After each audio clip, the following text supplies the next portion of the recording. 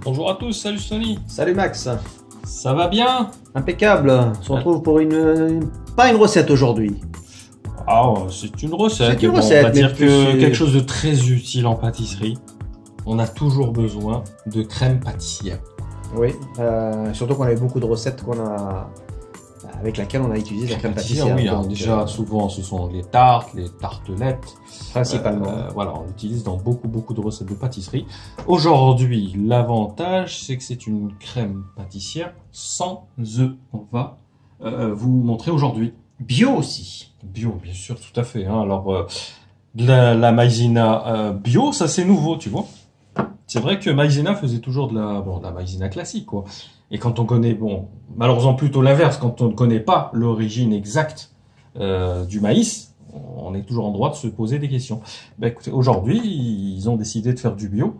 Donc, on va le tester. Habituellement, on utilise plutôt de l'amidon de maïs. Voilà, ça, c'est ce qu'on trouve en boutique bio. Précisez que c'est du sans gluten, hein, bien évidemment, sans pesticides et tout le reste. Tout à fait. Donc, comme je te disais, on va faire une crème pâtissière sans œufs.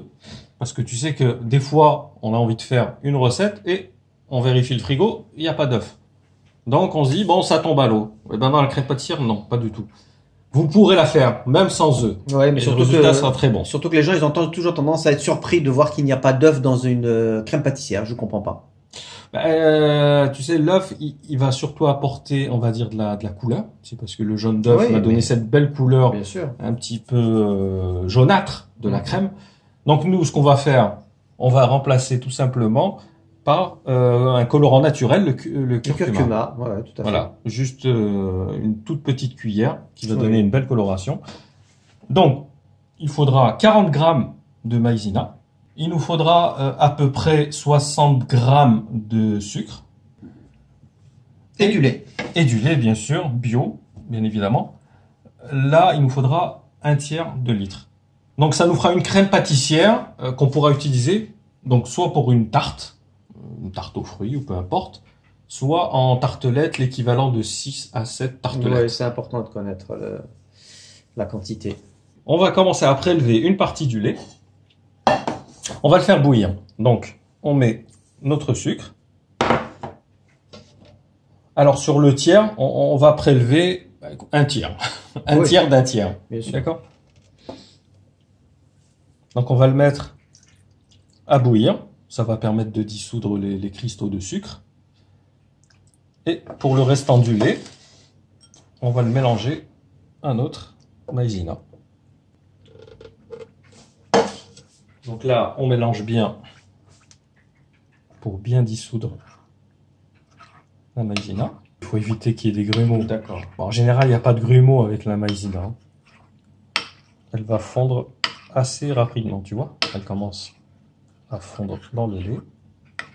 Et j'ai oublié aussi, très important, une gousse de vanille qu'on va mettre avec le lait à bouillir. D'accord ? Très bien. Là, elle est déjà fondue, mais il faudra toujours la fendre. Alors, on va mettre un tout petit peu de curcuma. Voilà, à peu près, on va dire une petite cuillère à café. Pas pleine, bien sûr.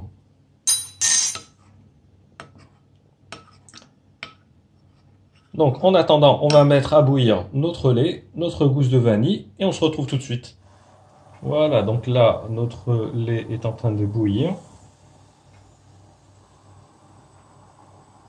Donc, on va éteindre, on va baisser le feu, on va enlever notre gousse de vanille. Donc, on retire du feu et on plonge le restant du lait.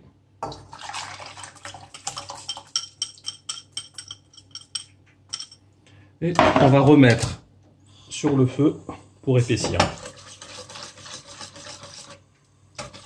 Tu vois, déjà on voit les petites graines de vanille remonter un peu à la surface. Donc on tourne, on remue jusqu'à épaississement. Regarde bien, notre crème est en train d'épaissir. Elle a une belle consistance. Donc là, la cuisson est terminée. Regarde. Donc là, ce qu'on va faire, on va gratter notre gousse de vanille.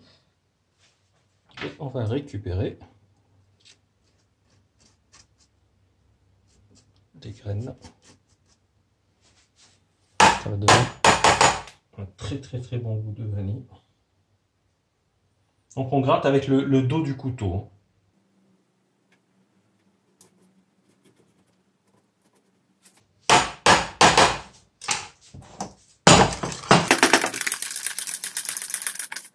Et voilà, on a une très belle crème pâtissière à la vanille, très onctueuse, qui est prête à l'emploi. Terminé donc. C'est terminé, tu as vu, c'est très simple, c'est Ouais, vraiment pas compliqué. Ouais, Donc comme je t'expliquais, c'est une solution alternative à la crème pâtissière traditionnelle.